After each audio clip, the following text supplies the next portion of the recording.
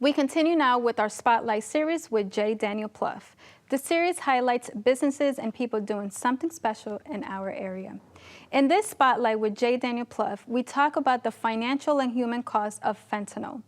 Fentanyl is a synthetic opioid that is up to 50 times stronger than heroin and 100 times stronger than morphine.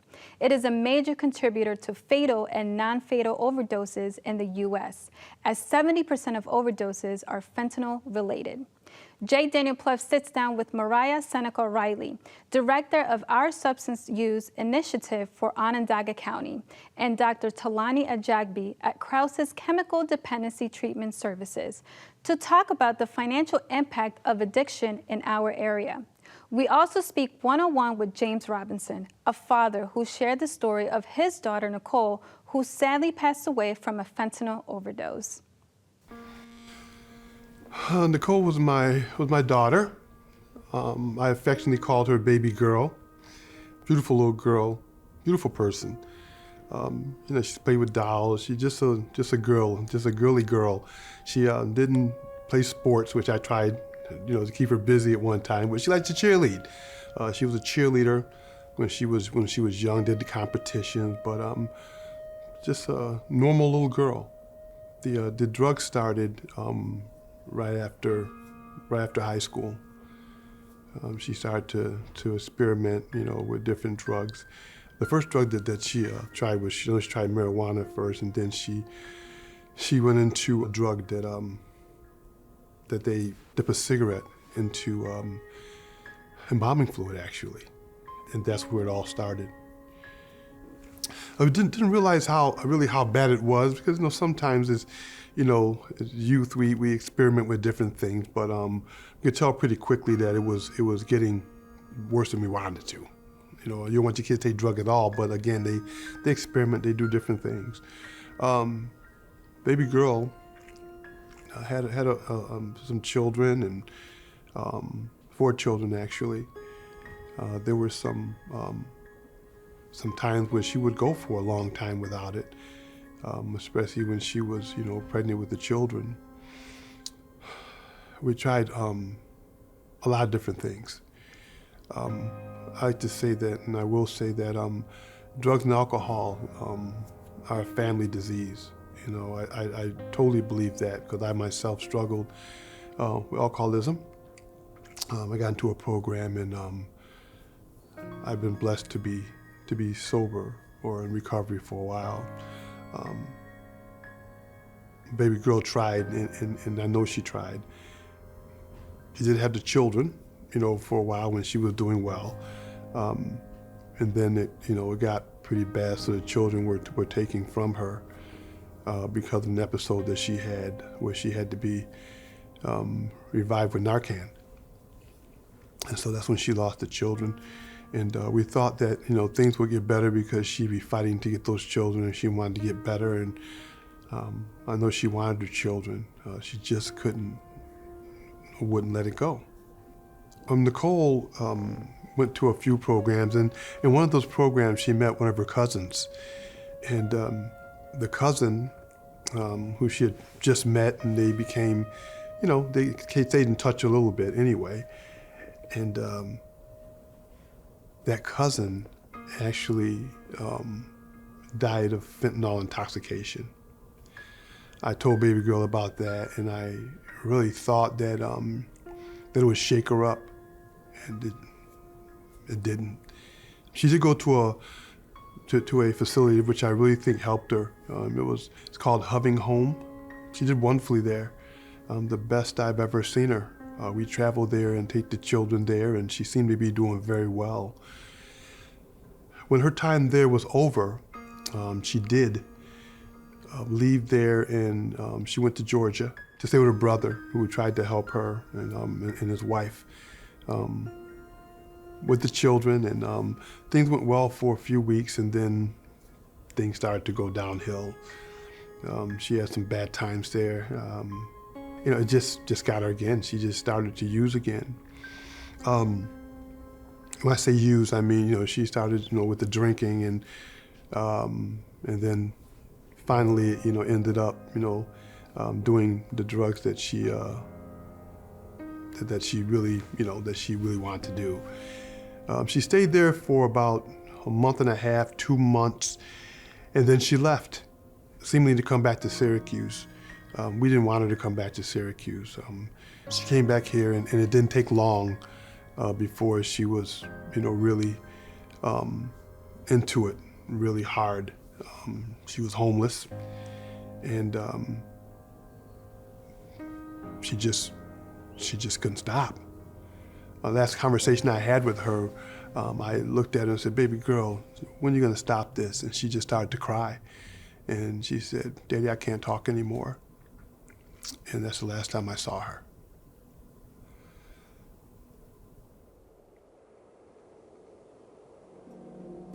So I appreciate the fact that you treat for different issues here. Yes. You mentioned alcoholism and all of that, but as we kind of, try to focus a little more on opioid, fentanyl in particular, can you tell me how and why is fentanyl so much more potent, so much more dangerous and addictive? What is in that makes it so?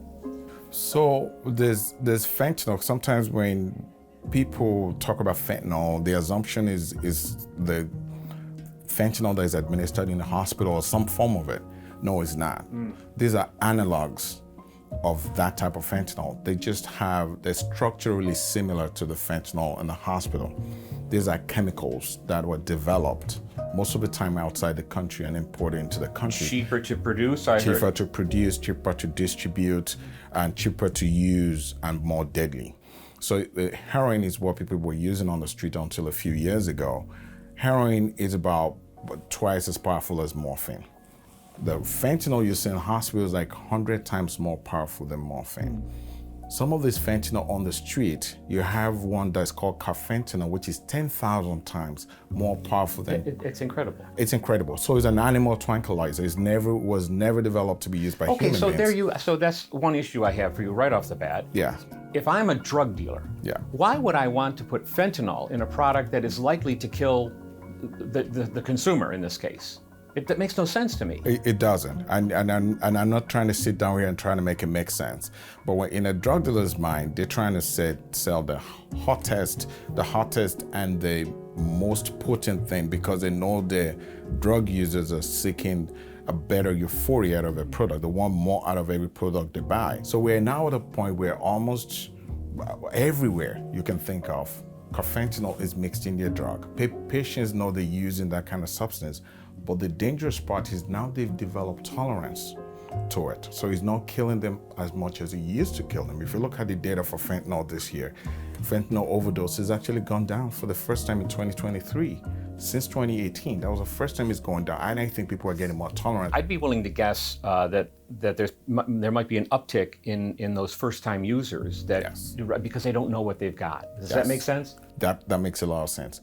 But also think about it. The first-time user, most of the time doesn't realize they have a problem. So if they don't die, they don't seek help.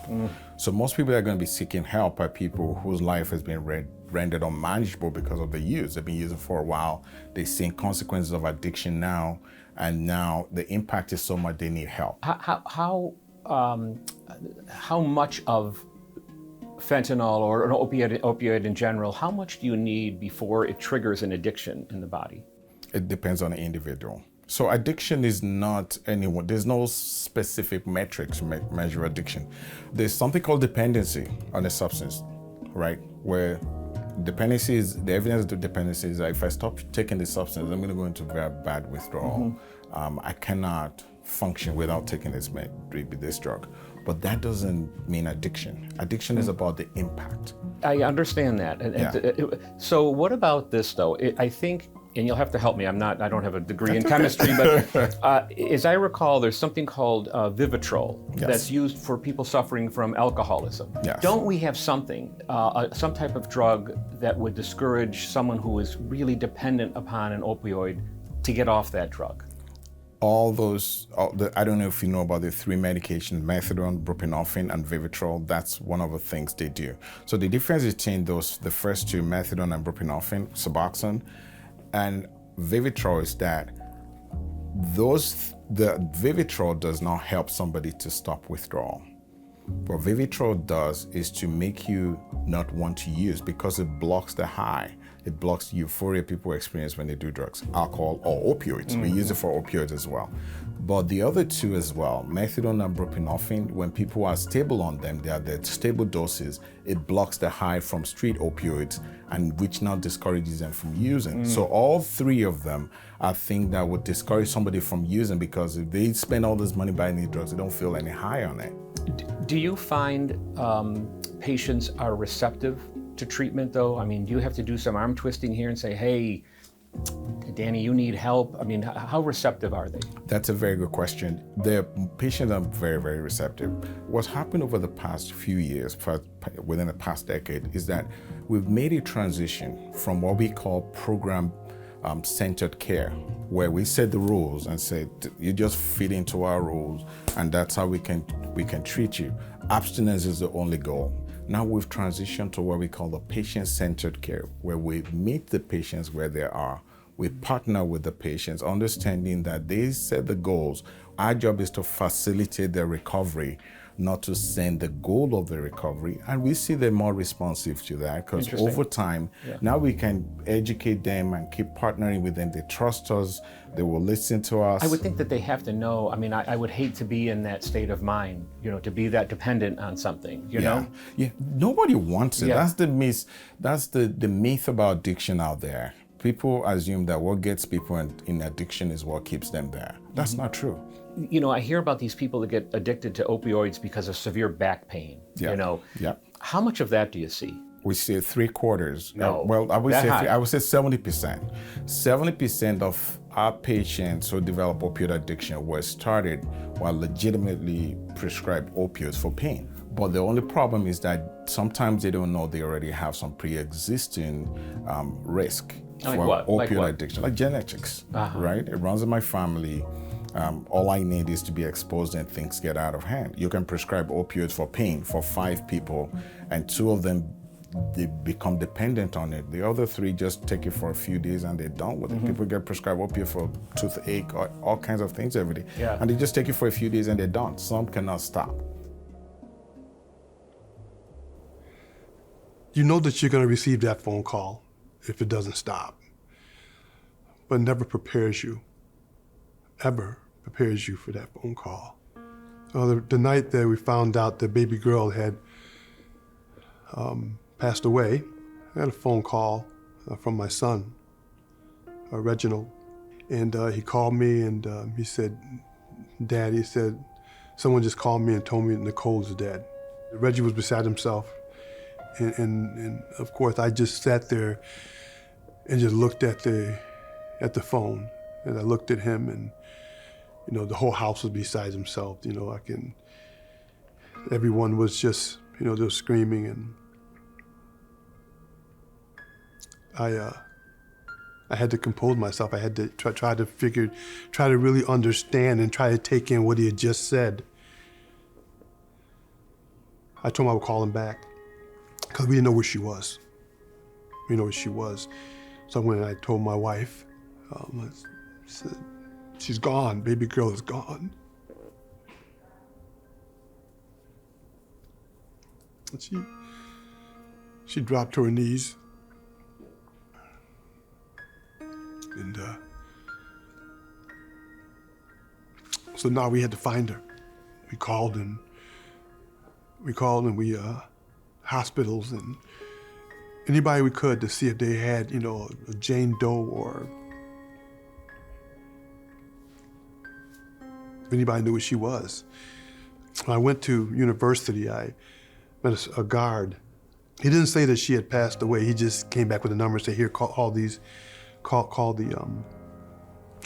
examiner's office and talk to them. So we got in the car and we did. They asked me a few questions. They asked me if she, she had piercings or she had tattoos, and we told them about the tattoos, and she said, we have her.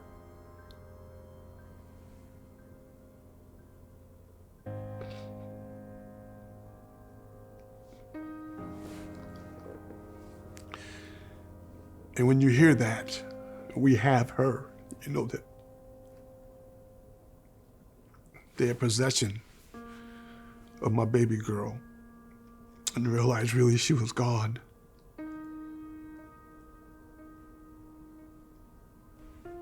I wanted to know, what how they found her and what happened. And, I'll never forget the detective that I spoke with. Well, the second time I had called him, and I said to him, I said, I'm so sorry I continued to bother you about this. And he said, Mr. Robinson, he said, you're not bothering me. You just want to know what happened to your little girl.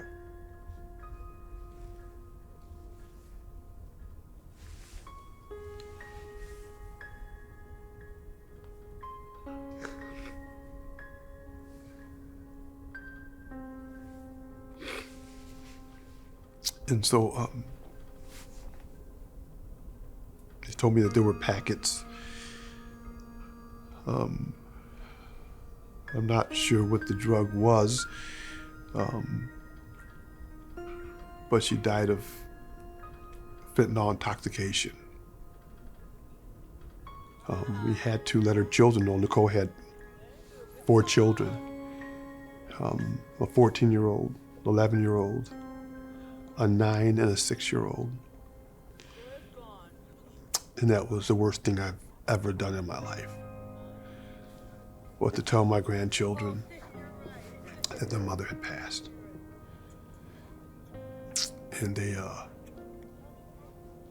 just fell to their knees.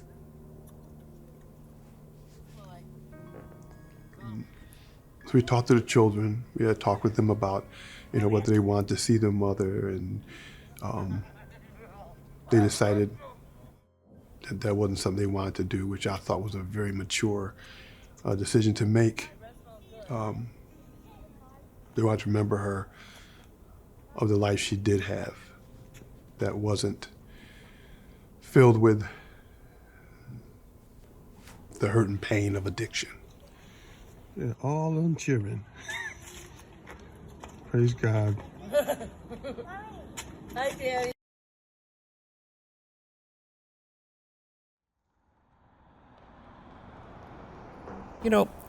I'm guessing that you see more, for lack of a better description, more repeat offenders than first time, right? I mean, is that the case? So we engage with folks purposefully on a repeat basis. Mm-hmm. So I don't think I can gauge that perfectly. There are a lot of repeat overdoses. The team definitely encounters.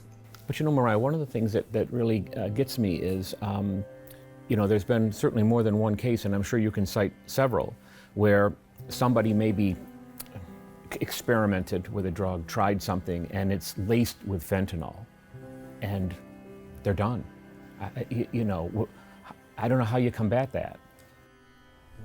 That's the most tragic part about this right now, is a lot of the fatalities that we see are folks who thought that they were using something else, and it contained fentanyl in you hear the that substance. phrase, one pill can kill. It's not, it's not just a rhyming, it is true. Yes, yeah, absolutely. One of the things we encourage is, if someone is going to use substances, that they test them.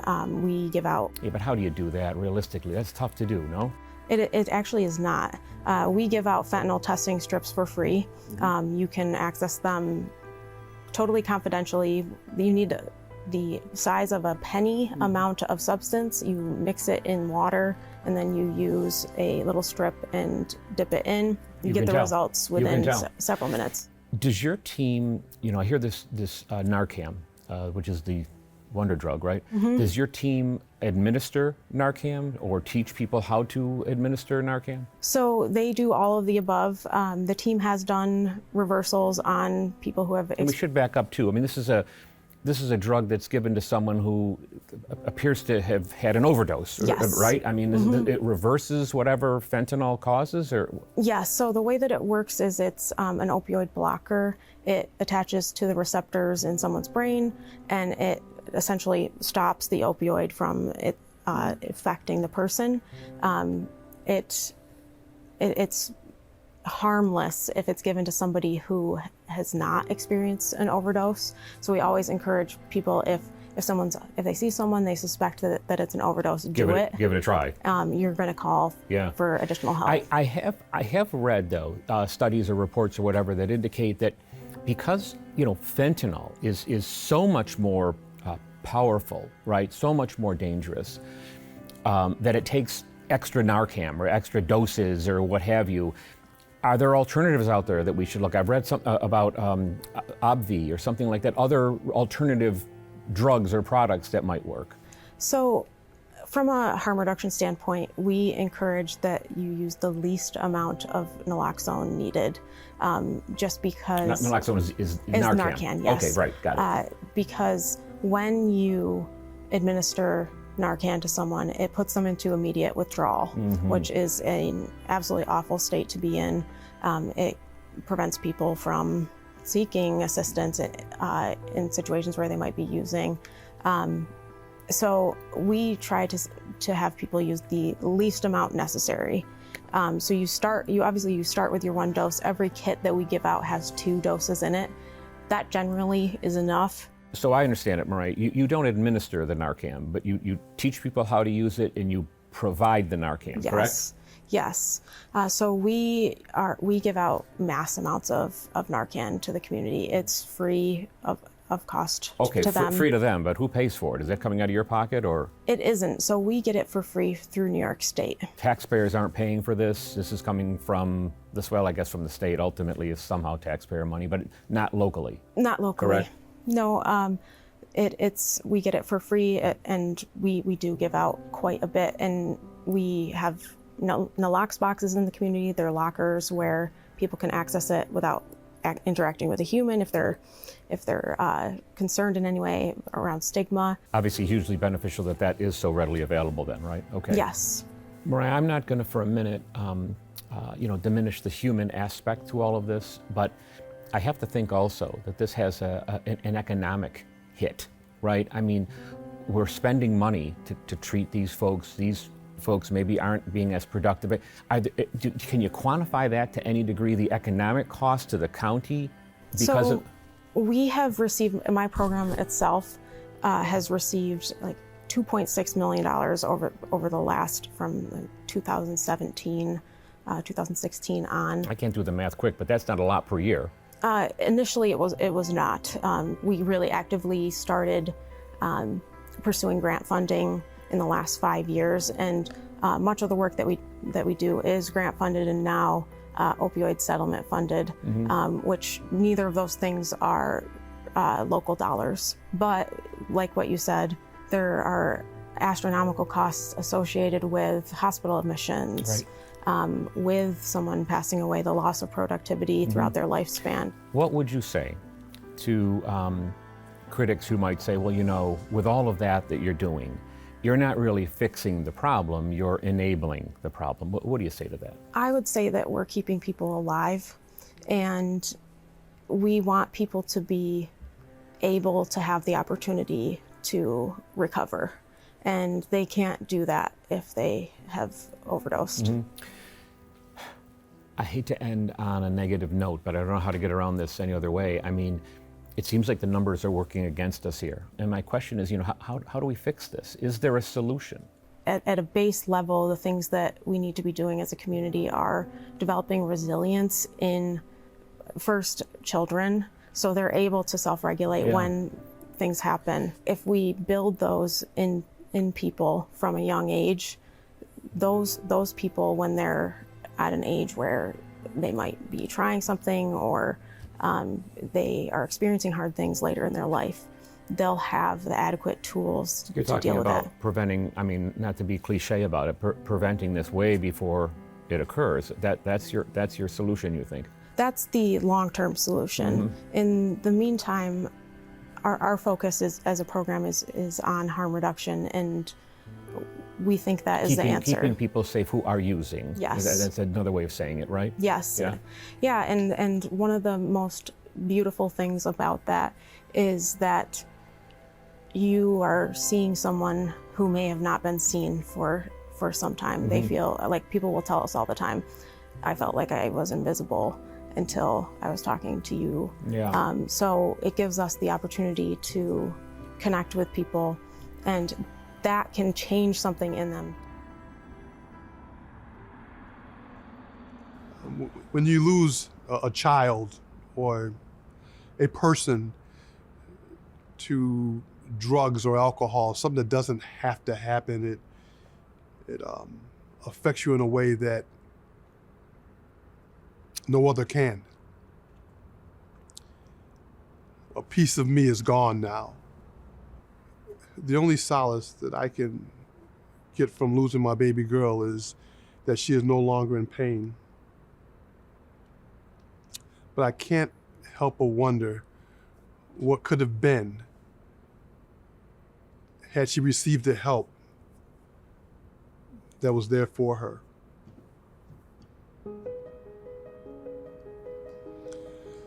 So now comes the task of planning a funeral memorial service. So what I decided to do was to have a wake where her body would be there and a memorial service the next day.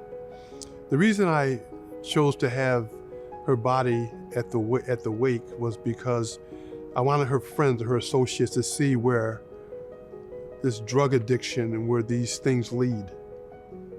It was very important to me that something come out of this tragedy in our lives. I started myself with Hope for the Bereaved, and I had my grandchildren going to Hope for the Bereaved for the healing process. It is something that will go on forever, from what I understand. We'll never get over what happened with my daughter. But hopefully it will help somebody, whoever it may be, that they don't have to go through this. It's important to know that an addict has to want to stop, to seek help. I know that I tried to help my daughter, her brother, her sister-in-law, aunts and uncles, counselors. But she had to do the work. If we don't do the work, we'll end up like this. The message that I really wanted to relay is that you can be an addict and do it 1,000 times, or do it just once. Fentanyl doesn't care. It will kill you.